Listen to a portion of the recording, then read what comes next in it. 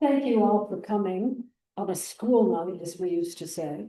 I want to begin by thanking the Lake Forest Lake Bluff History Center and particularly George Sigiev and the programming staff for inviting me to speak tonight in celebration of the Great Gatsby's 100th birthday.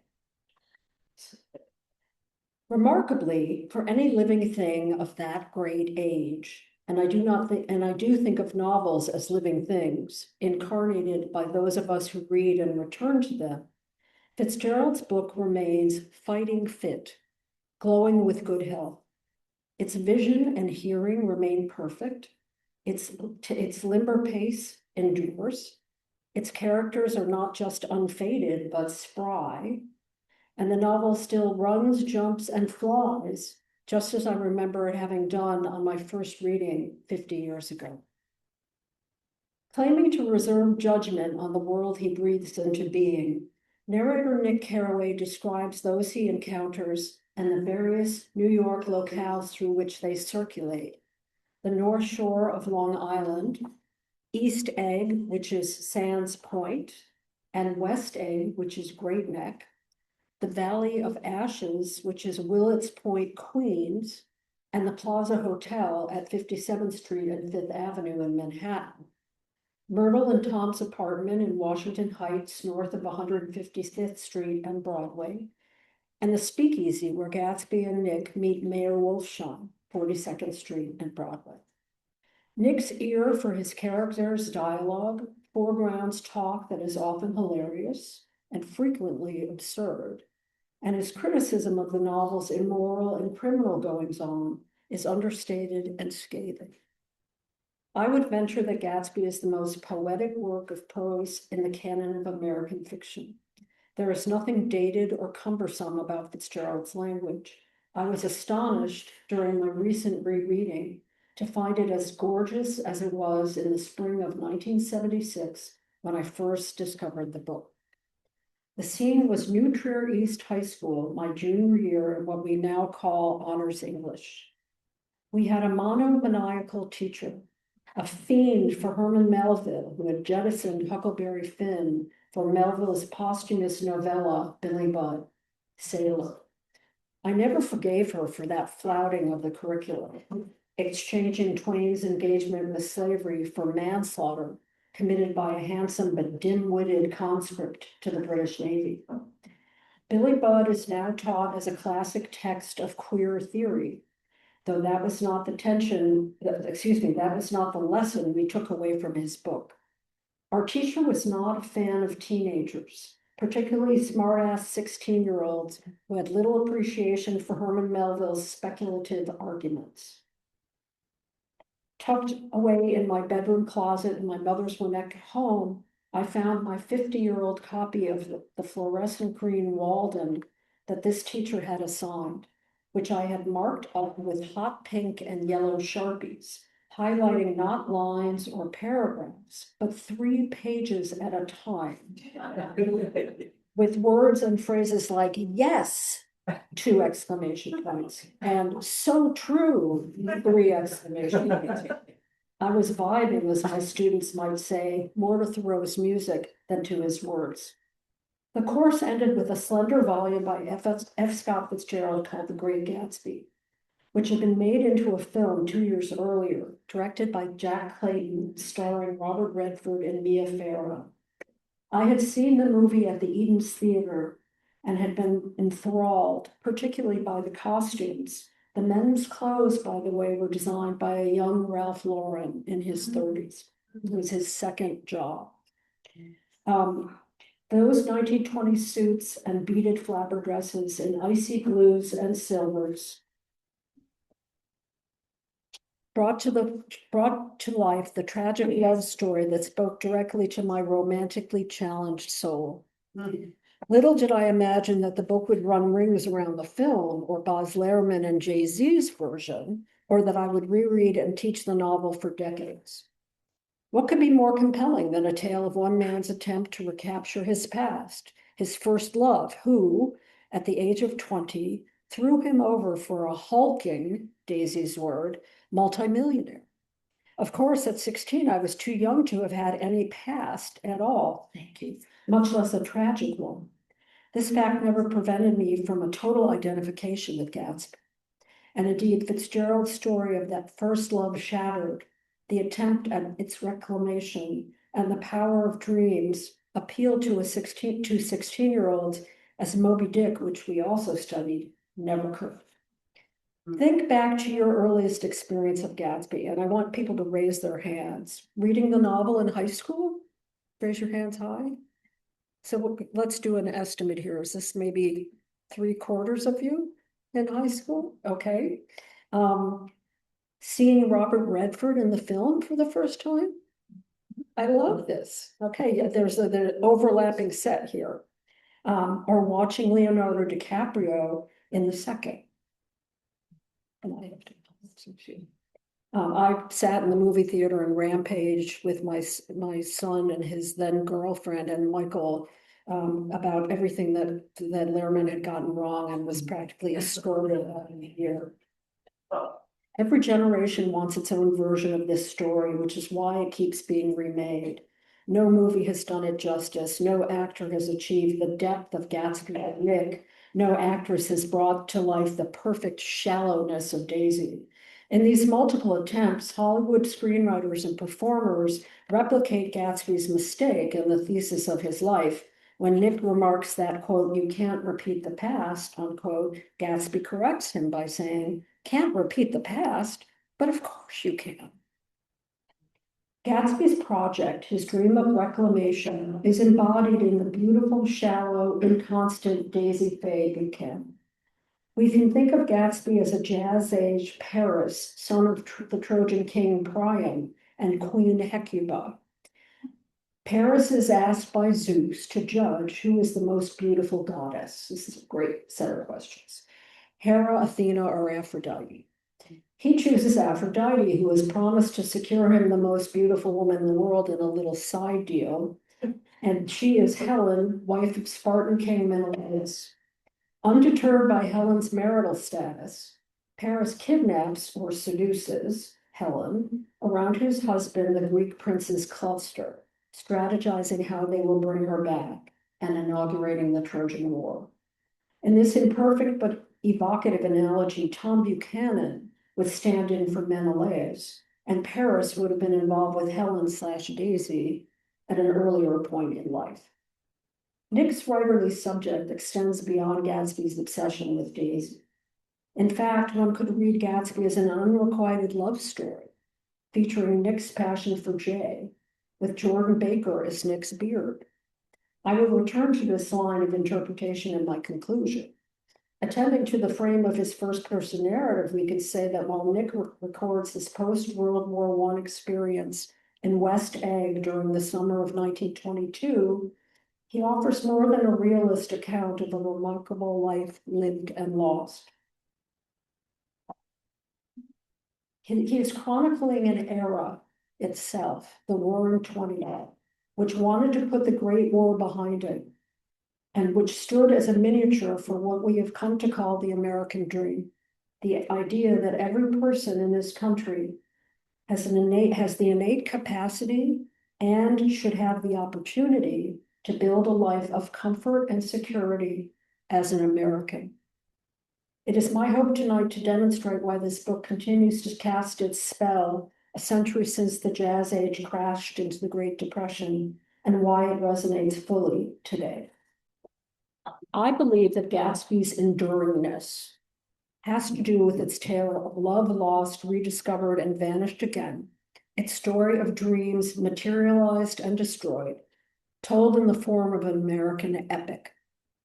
Epics have encyclopedic reach. They can contain everything, including a history of American literature, as this one does. Fitzgerald hails the 17th century Dutch sailors who landed in what they called New Amsterdam, see the voyages of Henry Hudson. And the 18th century self-improvement principles of Benjamin Franklin, see the autobiography of Benjamin Franklin. And the 19th century pantheism of Ralph Waldo Emerson, see his book Nature, and the green worlds of Henry David Thoreau, C. Walden. Within what I think of as Gatsby's American literary history are key words that recur across the novel like musical motifs: drift, drifting, drifted, and careless, pertaining to the Buchanans, and waste and exhaustion relating to the Wilsons. The notion of purposeless movement or activity, which is the dictionary's definition of drift, the Buchanan way of being, would seem to have few consequences until it plows into the reality of Myrtle Wilson's less than innocent bystanding. As the distraught Daisy takes the wheel of Gatsby's car, speeding furiously from New York City to Long Island, Myrtle dashes out into the road, thinking she sees Tom, who had last been driving Gatsby's vehicle. The episode perfectly embodies Nick's late conclusion that they were, quote, careless people, Tom and Daisy. They smashed up things and creatures and then retreated back into their money or their vast carelessness or whatever it was that kept them together and let other people clean up the mess they had made. The Wilsons live in what we might now call a Superfund site, an environment teeming with undoubtedly toxic waste dumped by industry over multiple decades. But Wilson also carries a poetic lineage. He comes directly out of T.S. Eliot's Eliot's epic modernist poem, The Wasteland, 1922. Scholars have long established that The Wasteland, written by Eliot, but also edited to its current form by Ezra Pound, is influenced the works of modernist novelists like Hemingway, Fitzgerald, and Faulkner. And that's our sort of trio of great modernists, 20th century American writers. George Wilson could not exist without Eliot. In fact, Wilson could be a character from The Wasteland, which charts post-World War I cultural malaise in the face of the mass slaughter of an entire generation of young men in England, France, Germany, Austria, and beyond. George and Myrtle dwell in a seeming kingdom of death, the novel's underworld, the ash heaps between Queens and Long Island. Nick will travel there twice with Tom, once to rendezvous with Myrtle, and again the night Myrtle is killed by Daisy while driving Gatsby's astonishing car. While George is enervated, pink-eyed, and rodent-faced, Nick describes Myrtle as animated with a kind of tragic energy, as if, quote, the nerves of her body were continually smoldering, fueling nothing but her doomed cross-class affair with a patrician brute. George is a business owner, but his garage and gas station rarely see customers. His proletarian stance is clear. He remains the man of waste, as if the profound energy that Gatsby embodied, fueled by the breadth and depth of his dream, has sloughed off into its commensurate quantum of detritus into the Valley of Ashes and landed on George Wilson. When George ultimately kills Gatsby, mistaking him for the driver of the quote-unquote death car, and then shoots himself, it's as if a karmic balance of energy and expenditure into waste have been achieved.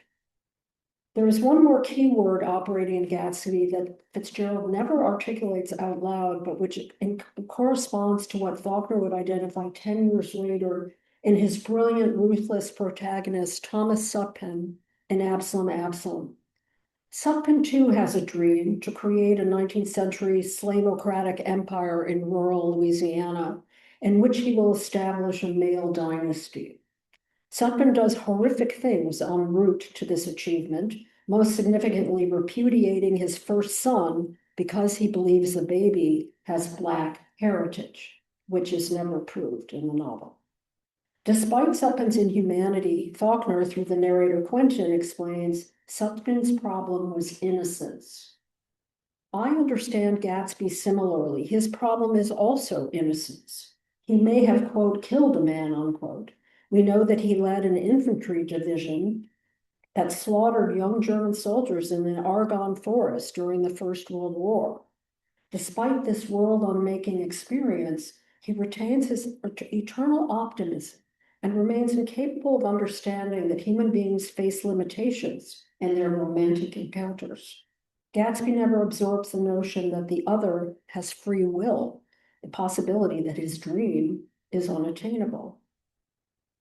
Along with his innocence and optimism, another gift has followed Gatsby from North Dakota to New York high society, his genius for sympathy. In a post-World War world where it has seemingly disappeared, Gatsby's innocence and receptivity radiate from the page to its universe of readers who will continue to celebrate the greatness of Gatsby, the character in the book. In one of those most famous passages of the novel, among my personal favorites, Nick writes, quote, "If personality is an unbroken series of successful gestures, then there is something gorgeous about him, some heightened sensitivity to the promises of life. Gatsby had an extraordinary gift for hope, a romantic readiness such as I have never found in any other person, which it is not likely I shall ever find again." Unquote. Nick's appreciation of Gatsby's heightened sensitivity and romantic readiness contrast with Tom Buchanan's sneering dismissal of the man as a bootlegging roughneck. But these idealizing and anti-ideal impressions must be understood against the historical background. Gatsby served as a decorated officer in the First World War, the conflict in which shell shock, which we now call PTSD, finally became a medically recognized diagnosis. Gatsby's extraordinary gift for hope, apparently undamaged by his military experience, makes him particularly remarkable for a veteran of what historians now agree was an unmitigated catastrophe for many of those who served and survived. In what follows, I hope to unpack for you Gatsby and Gatsby's epic complexity, so the character and the novel, defining their constituent ingredients, and then sharing exemplary passages from the novel that many of you will remember from earlier readings. Let's begin with the epic tradition in ancient Greece with Homer.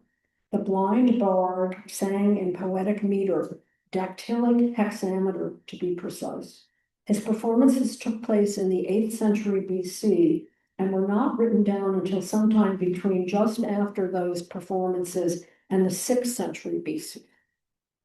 So this is before Plato and the Greek playwrights, the artists and thinkers that we've all studied. This is about 100 years to 200 years before then.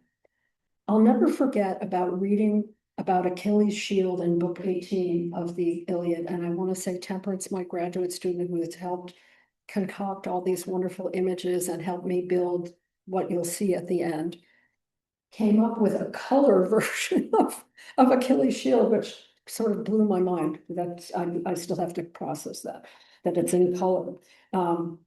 Okay. So the shield was made for Achilles by Hephaestus, who was the god of fire, metalworking, and crafts. The innermost circle represented the earth, sky, sea, and the sun, moon, and constellations, the central dimensions of the natural world. Then it depicted two cities, a city at peace celebrating a wedding, and a city at war mid-combat. Several agricultural scenes followed, including a harvest time threshing floor on which people were dancing, and then the ocean circled the outermost edge of the shield. When a work of art is included in a work of literature, like this, we call the phenomenon ekphresis. In Gatsby, Fitzgerald gives us Vladimir Tolstoy's Jazz History of the World. This supposed masterpiece was actually concocted by F. Scott Fitzgerald himself and correlates to no grand opus featured at Carnegie Hall in 1922. Some scholars identify it with George Gershwin's Rhapsody in Blue, performed in 1924 at the Aeolian Hall on 42nd Street, commissioned by Paul Whiteman, who was the premier white jazz band leader of the 1920s. And he helped circulate the music of Louis Armstrong. He borrowed from Black composers. But the ambition of the composition, its claim to all-inclusiveness, makes it a fitting intertext for this epic novel. The opus claims to tell the history of the world in jazz form, a sort of improvised sonic Achilles shield. Toward the end of my talk, I will share with you what I want to call Gatsby's shield, collaged by the brilliant Northwestern PhD student Temperance Aga Mohammadi. Before exploring that, let's discuss how Gatsby's greatness is connected to its epic form.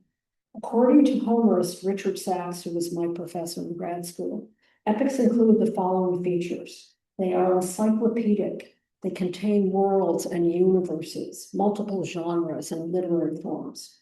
They delineate a culture in formation, a new era, sometimes a new polity. Fitzgerald sings of the jazz age.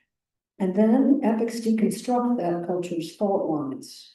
They involve three levels of human experience: the divine or theological, the historical and political, and the domestic or quotidian.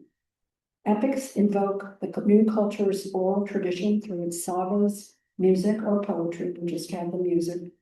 Epics include at least one journey to the underworld. Nick makes two, as I mentioned. Epics also contain catalogs, and they include epitaphs for important characters. Thinking about Gatsby as an epic requires a touch of imaginative flexibility. How can an 187-page novel written in 1925 figure in a tradition that extends back millennia? How can such a little book contain multitudes? Let's begin with Gatsby's encyclopedicness, the incorporation into its prose-fictional form of a lyrical romantic vocabulary and sensibility. Fitzgerald makes several references to the poetry of John Keats, particularly to his Ode to a Nightingale, 1819, and that bird's, quote, deathless song. Keats is rhapsodizing over the power of art to transcend the mortality of its makers. In one of Fitzgerald's comic touches during the first dinner party scene at the Buchanan's, Daisy will claim to have seen a nightingale hopping across her lush, quote, bluish lawn, unquote, fresh off the Cunard or White Star Line, singing away. So she's alluding to ocean liners that made these transatlantic crossings for the very rich. This fanciful observation establishes Daisy's wit, but it also reveals the narrowness of her imagination, anthropomorphizing a tiny creature as a wealthy, worldly traveler like herself. She makes no poetic connection to Keats. Soon after, Nick will invoke Daisy's voice as itself a deathless song, quote unquote. This is his direct quotation to the ode. On the fatal day of the visit to the Plaza Hotel, Gatsby announces something extraordinary to Nick. And this is a line that I bet many of you remember. Daisy's voice is full of money. How many of you remember that line? It's not everyone. Okay, we'll have to discuss that. It's a fatal lure, a siren song. She performs for the men in her ken, but experiences no authentic feeling. This realization comes without attendant caution, spoken as if a casual observation made between luncheon and the drive to the city, when it should assert as a break glass now level warning. Gatsby's aesthetic powers have made an observation that his emotional apparatus does not register. He has invested into Daisy the whole of his innocence, his romantic imagination, and the recreation of himself, and she is patently unworthy. His preparation is fastidious, but again, Gatsby's innocence obscures his insight, which is as sharp-eyed as that of Dr. T.J. Ecclesburg's two-dimensional placard. Gatsby is neither reckless nor thoughtless, but in courting Daisy Buchanan, he throws himself into a crew of careless, often hard-hearted people. Careless is another word in the novel, along with drift and waste. Fitzgerald's sense here, I suspect, is that Tom and Daisy move through the world without any regard for the others they encounter, oblivious to external reality, protected by their wealth. Their carelessness is vast, oceanic. Too bad for Myrtle Wilson, 3 exclamation points. Too bad for Gatsby, 4 exclamation points, both objects of their sexual attractions, if not deeper allegiances.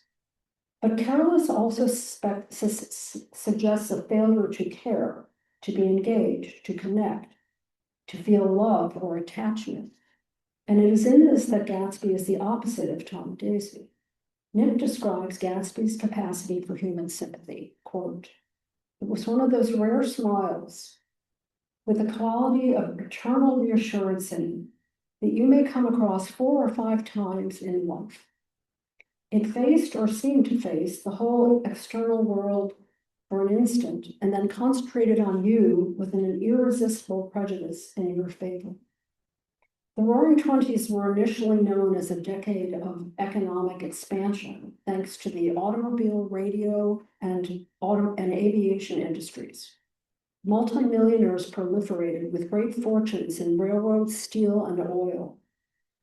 Rockefellers, Astors, Vanderbilts, and Henry Ford. And if any of you are watching The Gilded Age, this is the generation and a half after those fortunes were beginning to be made, who crashed American high society by essentially buying its institutions. The era was also known for greed, luxurious extravagance, celebratory entertainment, bootlegged boozing, economic instability, and risk-taking. But Gatsby wasn't a typical 1920s gambler, though his connections, quote unquote, and that's how Mayor Wolfsheim describes their relationship, to Mayor Wolfsheim, the professional high roller, were real. As lavish as were his parties, his clothes, his cars, his way of life, Gatsby had built this world by following the principles of Benjamin Franklin, whose autobiography is an important intertext for us, and another of the literary genres Gatsby includes along with romantic poetry. Before his son's funeral, Mr. Henry Gatz, Jay's grieving father, hands Nick a copy of Hopalong Cassidy, a Hopalong Cassidy novel that belonged to his son. Inside the cover, in clear boyish handwriting, is inscribed his daily schedule, a rigid template of self-making, involving exercising, doing schoolwork, practicing elocution, and emphasizing 2 obligations: be better to parents, quote unquote, and my favorite, study electricity.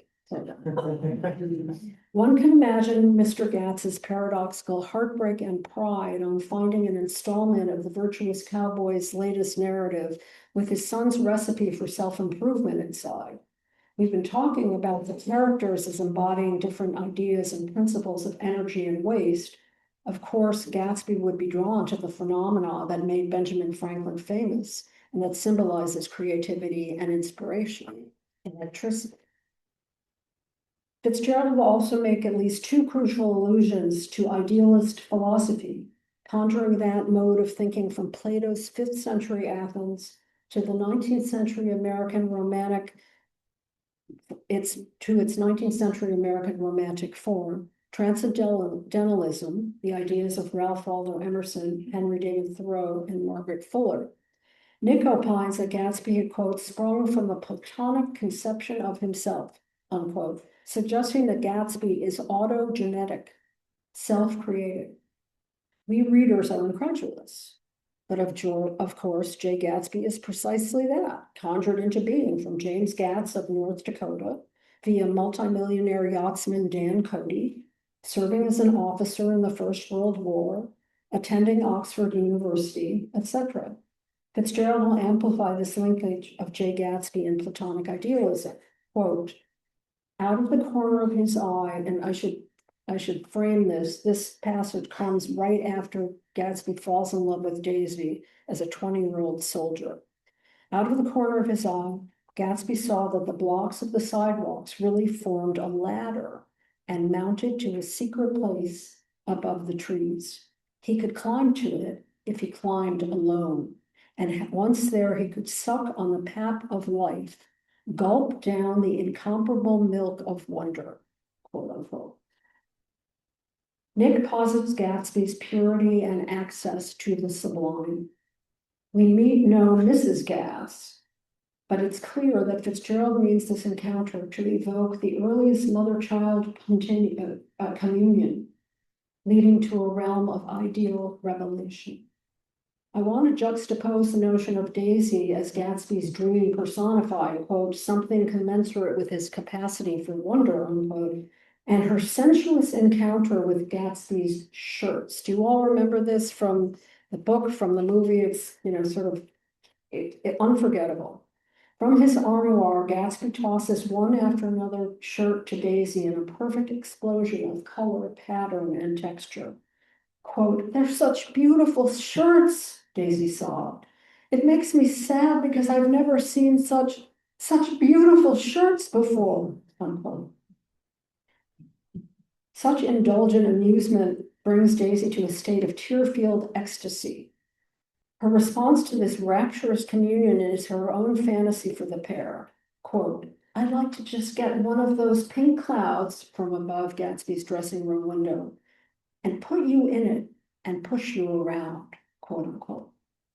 30 years after the publication of Gatsby, a psychiatrist member of Alcoholics Anonymous coined the term pink cloud to express the euphoria that recovering alcoholics experience on achieving sobriety. The state is considered a dangerous one in the recovery community because it cannot last.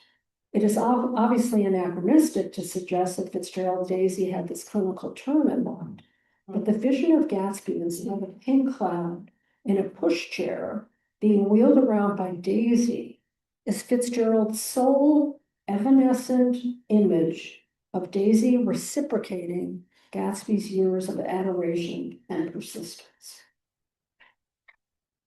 And now to the epic itself. Historically, epic poems have included Olympic gods, and by Dante's 14th century, saints, sinners, heretics, priests, theologians, systems of belief, and venues for worship. But as the seminal American novel to emerge from the Roaring '20s, The Great Gatsby is utterly secular. Tom and Daisy are married in the ballroom of the Seelbach Hilton Hotel in Louisville, 1918, rather than at a church or a cathedral. The presiding deities of Gatsby are capitalism and the sign for T.J. Ecclesburg's optometry practice, the giant blue eyes and round spectacles which have taken on theological dimension. God is watching you, Wilson tells his wife, Tom's mistress, referring to the giant image of the eyeballs and eyeglasses apparently peering below. Dr. Eckelberg would seem to be presiding over the wasteland, the Valley of Ashes. Hardly unstained from his own wealth-adjacent social life, Nick has an epiphany of the American dream. Quote, over the great bridge, with the sunlight through the girders making a constant flicker upon the moving cars, the city rising up across the river in white heaps and sugar lumps, all built with a wish out of non-olfactory money. Let us repeat that, non-olfactory money. The city seen from the Queensboro Bridge is always the city seen for the first time. Its first wild promise of all the mystery and beauty in the world. Note the extreme whiteness and sweetness of Nick's description. Temperance's choice of this picture is wonderful because the whiteness of the skyscrapers, which are just begun to be built at this time. What fairy tale is he concocting built with a wish? What of the minimally remunerated labor of formerly enslaved Blacks, immigrant Chinese and Irish, Native Americans, and poor whites? What great American fortunes were made that did not stink of the oppression of these workers? Fitzgerald answers this question with the Wilsons and a glimpse of the gas pumps around which they've made their home, in what I think of as the novel's underworld, as I've mentioned. Nick makes two journeys there, both with Tom. One to tip off Myrtle that she should meet them on the train in the city. And two, after she has died, to assess what has happened, and ironically, for Tom to deal with the ravaged George, steering him toward Gatsby as the murderer of his wife. Unnamed by Fitzgerald, but obviously exerting its influence over everything, capitalism is the novel's center of gravity. Tom's millions are inherited. We never learn how his father has made his fortune. Perhaps that is Fitzgerald's point.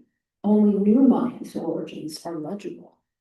His prosperous hardware store father has essentially financed next year in the New York bond industry as a kind of postgraduate fellowship. While he might fail to develop a knack for the profession, Nick faces no economic jeopardy, as he can always return to his father's business in St. Paul. Jordan Baker, raised in Daisy's Louisville social milieu, plays ladies golf, an amateur sport. She lives with an aunt whom we never see, and she has affixed herself to Daisy for the summer. I think of her as what Harvard sociologist of slavery Orlando Patterson would call a human parasite. She eats at the Buchanan's table, lounges in their sitting room, buoyed up as though anchored on a balloon, listens in on Tom's phone calls with Myrtle, and comports herself with the shallow cynicism of someone too bored to be alive. And I hear in parentheses want to comment that I never forgive Nick for being involved with her at all. He finally remembers weeks into the relationship, that she has been known for cheating, apparently having moved her ball during a major golf tournament, which she denies vociferously. The authorities do not blacklist her, but her reputation has become suspect. Only Gatsby has earned his own fortune, dubious as its provenance may be, particularly given that Mayor Wolfsheim has been its mentor.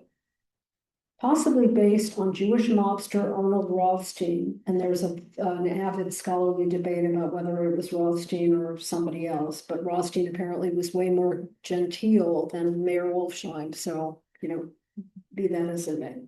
Wolfsheim brags to Nick that he helped to fix the 1919 World Series between the black Chicago White Sox and the Cincinnati Reds.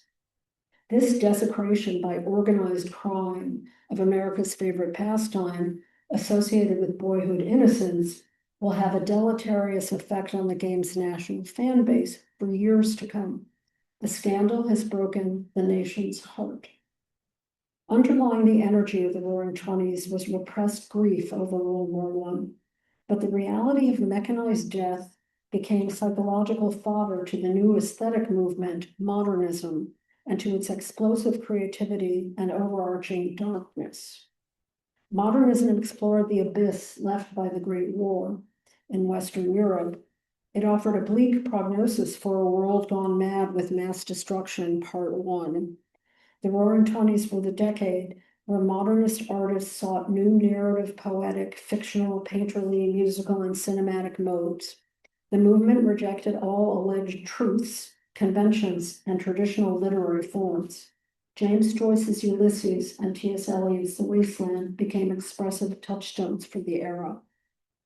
The Harlem Renaissance constituted a parallel world of aesthetic production that was not taught at New Trier East High School in 1976, nor at Wellesley College, where I studied in the late 70s. Philosopher Alain Locke, poet Langston Hughes, folklorist, anthropologist, and novelist Zora Neale Hurston, and writer Nell Larson were creating literary masterpieces at the same time as Fitzgerald, Hemingway, and Faulkner were writing Gatsby, The Sun Also Rises, and The Sound and the Fury. We 1970 New Trierites and late 1970s Wellesley women were not learning about this African-American creative revival, but Fitzgerald had it in his mind's eye. I believe when he imagined two fleeting but remarkable scenes involving unnamed Black characters. The first is Nick's account of glimpsing an outward bound city to island limousine carrying three African-American passengers driven by a white chauffeur. Excuse me, and in this example, Boz Lerman casts a Black actor in this role, which I think is a complete mistake, and it's in violation of what the book says. We can talk about that too. I think he's misapprehending what Fitzgerald is doing in this scene. Nick and Gatsby are traveling in the leader's cream, and think about the milk of wonder, colored car, itself an epic world fitted out for picnicking, women's clothing storage, and even gardening in what Nick calls its green leather conservatory, all glass windows and mirrors. And the filmmakers who create the car have also failed completely to bring this to life. They are en route to luncheon with Wolfsheim. Nick writes, as we cross Blackwell's Island, a limousine passed us, driven by a white chauffeur, in which sat three modish Negroes, two bucks and a girl. I laughed aloud as the yolks of their eyeballs rolled toward us in haughty rivalry. It's not clear that Nick has ever seen rich African Americans. My guess is that he has not. But he is clearly triggered by the sight and the ideological reversal they represent. A white man is serving three wealthy people of color rather than the black man waiting on rich white people. They have dared to roll their eyes at Gatsby's outlandish car, and that's why I think they're rolling their eyes, but I don't think it's any more malevolent than that. Nick calls them modish, neither elegant nor beautifully dressed, but following trends, lacking sartorial refinement. The men are not awarded adult integrity or respect, they are bucks, a term that animalized African American manhood since the first enslavement in 17th century Virginia. The woman fares no better. She is not afforded full-grown independent status. Instead, she is called a girl, as would her female ancestors have been during slavery. Again, as Nick notes, quote, I laughed aloud as the yolks of their eyeballs rolled toward us in haughty rivalry, unquote. His figurative language has gone from standard racial phantasmagoria, fantasies about Black people that have been around since the first cultural contact, first infantilizing these travelers to dehumanizing them, to describing their eyeballs as breakfast food awaiting consumption. As Temperance Agha brilliantly observed, this is my favorite comment that has come out of our collaboration, quote, that limousine is driving out of Gatsby and into a different novel, unquote. To which I add that novel could be Nella Larsen's Passing or her Quicksand. The key injury to Nick is that two privileged men, white men, are being judged by three Blacks, an assertion of superiority. We see a final unnamed Black character at the most unexpected moment of the novel, Merle Wilson's death scene. It seems that this quote, this pale-skinned, well-dressed Negro motorist saw Gatsby's car as it sped away. Fitzgerald renders the man's speech in educated diction. The police apparently find him a credible witness to the accident. Mitch Breitweiser, a Berkeley professor who has written extensively on Gatsby, first identified the significance of the unnamed, quote, pale Negro witness. In a series of articles, Breitweiser offered perspective on the role of race and religion in the novel. He affirmed the idea that Fitzgerald is undoubtedly racist and anti-Semitic. Remember that at a Myrtle and Tom's cocktail party in Washington Heights, Mrs. McKee remarks that she almost married a, quote, little kike, quote unquote, and it is spelled Kyke instead of Kike, which I think is a very weird, interesting, making more elegant, the slur, which is a kind of bizarre thing. It seems like an English rendition of the word. And we recall the gruesome portrait of the nose hair spewing Wolfsheim wearing human molars for cufflinks. It is hard not to interpret this portrait of beastliness and possible cannibalism as evocative of medieval blood libel fantasies about Jews eating Christian children or using their blood to make matzah for Passover. Yet as I've mentioned, Fitzgerald includes the several nameless Black characters as witnesses to the moral fallibility of the novel's central characters. It is an educated Black man who explains the activity of the yellow cream-colored car swerving and speeding away from the scene. Judgment on the Jazz Age's super rich is rendered by non-white witnesses.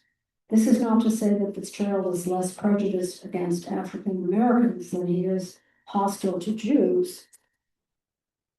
But as we will see with Nick's contemptuous satire of Tom's eugenic fantasies, his fear of rising Black races, that the narrator's racial thinking is complicated. Given the racism and anti-Semitism in the novel, it is fascinating that scholars over the last 20 years have been trying to argue either that Gatsby is a Jew professing to be Protestant, and that the name Gats is really a cover-up for the word cats, K-A-T-Z, or that he is a pale-skinned African-American passing for white. Multi-ethnic American literary studies and Black studies have emphasized these sorts of readings, which I find fascinating. I find fascinating if sometimes overly ambitious. Both critical camps focus on the seeming unknowability of J. Gatsby, his self-fashioning from what appears to be an almost blank slate. Both argue that he is a liminal figure betwixt and between, passing in some way, whether it is racial, ethnic, religious, or simply social, through his ascension of the ladder of class. I always teach these readings when I include the novels in my courses, asking students to consider the arguments.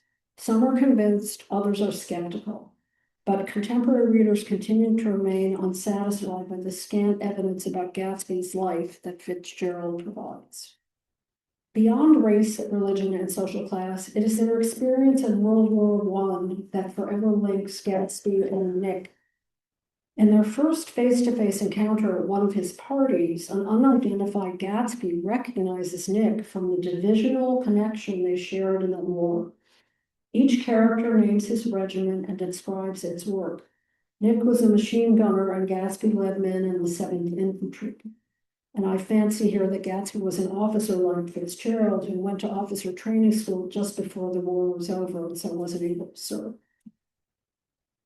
The two never mention the war again, except when Gatsby shows Nick his medal for extreme valor from Montenegro, Little Montenegro, some of you may remember this one. An absurd moment that I think Fitzgerald includes to suggest that Gatsby's mission to reclaim Daisy has become, in current slang, over-the-top crazy. Tellingly, Tom Buchanan did not participate in the Great War. He was too busy promoting eugenic theories that would rid the country of immigrants, Jews, and Blacks at home. He fixates on a notorious book which Fitzgerald spoofs, calling it The Rise of the Colored Empire by Goddard. This title is based on an actual eugenics text called The Rising Tide of Color Against White World Supremacy by Lothrop Stoddard, so it's a rhyming joke. Tom has made this book his Bible, obsessively remarking at every turn that the white race lies on a quaking precipice and in peril of crumbling or being swept away. Tom's lack of military service has always seemed portentous to me. Is Fitzgerald signaling cowardice, malignant narcissism? To what or to whom does he feel allegiance? To his wife? See Myrtle Wilson. To his family? He never interacts with his daughter. To his class? Perhaps. See Myrtle Wilson. Tom Buchanan is a man without qualities. Consider his car accident with another woman in Santa Barbara, only 18 months after he's married to Daisy, that killed someone and was hushed up. Tom's wars have been domestic rather than foreign, so to speak. Our penultimate vision of Tom and view of Daisy reprise the notion that Tom has real attachments to no one. His mistress lies dead in the road, but the show must go on. Gatsby, who is spying on Tom and Daisy, sees them sitting conspiratorially in their kitchen, eating fried chicken and drinking beer. Such a repast would never be served as the entree at a Buchanan dinner. This is staff picnic food with a crucial racial provenance. Southern Black women cooks, from enslavement to the present, have historically prided themselves on their fried chicken. White cooks have appropriated the dish since the origins of slavery. My fantasy about this scene is that the Buchanans have an African-American woman cook who concocted the fried chicken as a cold meal that the couple could eat at any time after their return from the blazing city, requiring no servants. Bootleg beer might complement this al fresco dinner manqué, but it would normally be associated with working class sociality at a pub or a tavern. Fitzgerald doesn't offer the reader any other descriptions of food in the novel, except for the one moment where where Nick is describing the party food, and he reports on seeing entire pigs wrapped in pastry, caviar abounding, and a bar worthy of a top Paris hotel during Nick's first attendance at a Gatsby party. The Buchanan's comparatively humble kitchen table tableau offers a view of the couple enacting a kind of racial and working class masquerade, only hours after Daisy has killed the woman whom she will never know was her husband's mistress. The couple picnic while Rome burns. It is not even clear that Tom knows that Daisy was driving, or perhaps he doesn't care. Fitzgerald's critique of the Buchanan family is total, exposing the fault lines threatening the culture of the roaring 20s that Fitzgerald's epic novel brings to life. As we move toward conclusion, let's turn to a brief discussion of Fitzgerald's epic catalogs and Temperance and my version of Gatsby's Shield. Until several years ago, I never knew what to do in the classroom with the beginning of chapter 4 and the list of Gatsby's party guests that Nick jots down on the train schedule for the Long Island Railroad in the summer of 1922. The names are largely preposterous. The Leaches, a man named Bunsen, the Hornbeams, Clarence Endive, the Beavers, the Whitebaits, the Hammerheads, the Catlips, Mrs. Stonewall Jackson Abrams, we're going to talk about that in a second, Mrs. Ulysses Sweat. Some will later suffer death by drowning. Others will go on to commit murder. I think two murder. There will be suicides by train. Guests are connected to the movie business, to the theatrical profession, and are obviously Irish and Jewish, folks who would be unwelcome in East Egg. And some are actual heiresses of the period with names like Consuelo, which we all know from the Gilded Age, and commentary about Consuelo Vanderbilt, and Gloria, another Vanderbilt heiress. Nick lists people with food associated names, fish and animal monikers, Jewish social climbers in the South, using the appellations of distinguished Confederate generals, Stonewall Jackson Abrams, to assimilate into the Protestant culture below the Mason-Dixon law. People are named for sources of energy. Mr. Bunsen. Bunsen burner was invented apparently in the 19th century. I had to check that. Most of the names speak to the novel's themes, from conspicuous consumption and social climbing to the dehumanization that results from non-recognition. Remember Tom's attitude towards George Wilson, East Egg's feelings about West Egg, Mrs. McKee's anti-Semitism, Fitzgerald's portrait of Wolfsheim, Tom's anti-Black racism. But the imagination and the absurdity add a level to the novel that affords pleasure and readerly relief. So too do the epithets. Quote, there was something gorgeous about him. Quote, her voice was like money. Quote, she had sun-stained eyes.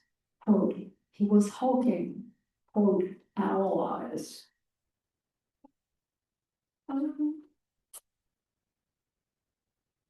On the screen is our vision, and I think at the end we need to clap for Temperance's incredible artistic. This is our version of Achilles' shield for Gatsby. And we're going to break it down. In the center is World War I. Then we have Maxfield Parrish's rendering of the 1920s, which stands for the dream, Gatsby's dream, which is also figured by Gatsby's French chateau and the Buchanan's Georgian mansion.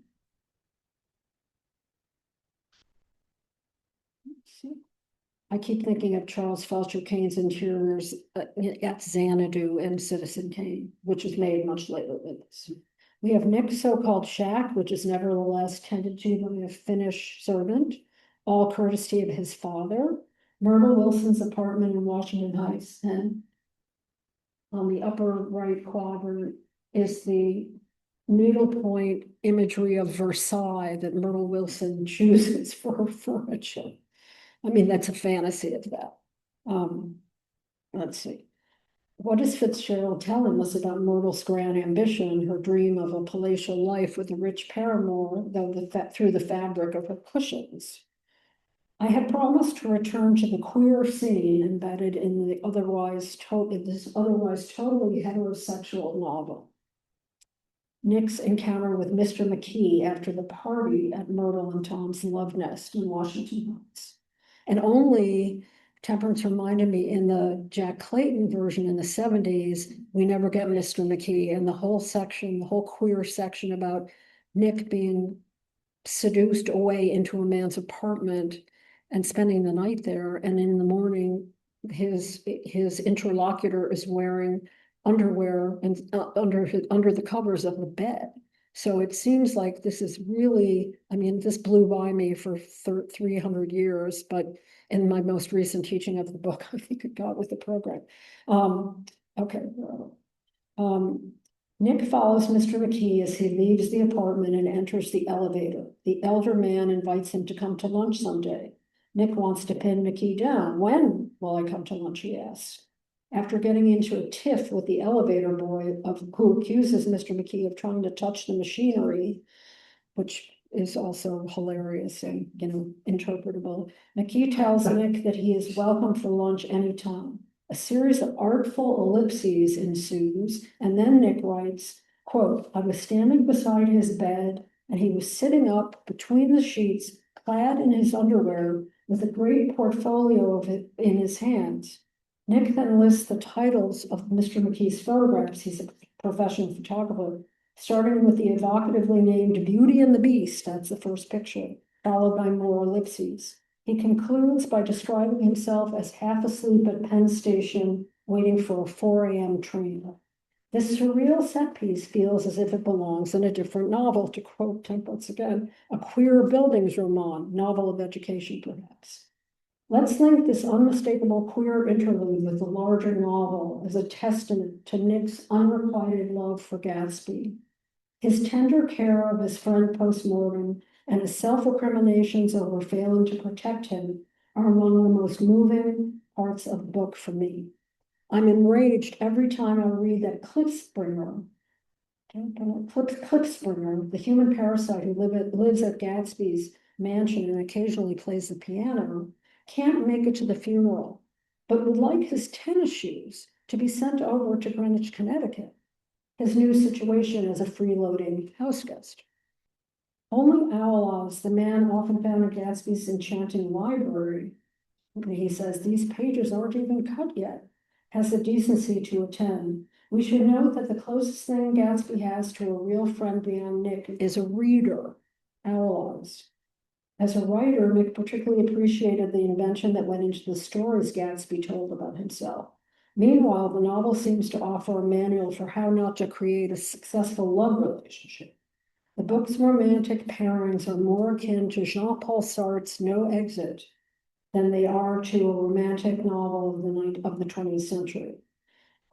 Gatsby loves Daisy. Daisy may love Gatsby, and she may love Tom, or she may not love any of them. Tom is besotted with Myrtle Wilson. Myrtle loves Tom, but rejects George. George mistakenly blames Gatsby for Myrtle's death. Nick loves Gatsby, who doesn't return that feeling. Nick doesn't love George, who seems incapable of loving anyone. Remember that Nick has ended a long engagement with an unnamed woman in St. Paul, about which he feels ongoing guilt. He has traveled to West Egg to avoid facing the music for this breakup. Does he seek life with men? Was the episode with Mr. McKee just a new experience in the big city? Fitzgerald doesn't tell us. I want to close by thinking about the accidents that punctuate this novel. Remember the episode at the first of Gatsby's party Nick attends. Two drunk men are discovered in a car. One is the owner, Allies, but he has not been behind the wheel. The driver, a stranger, has entered Allies' car, maneuvered it into a ditch, and sheared off one of the front wheels. I read this as a metaphor of the extreme irresponsibility and carelessness afoot at Gatsby's events.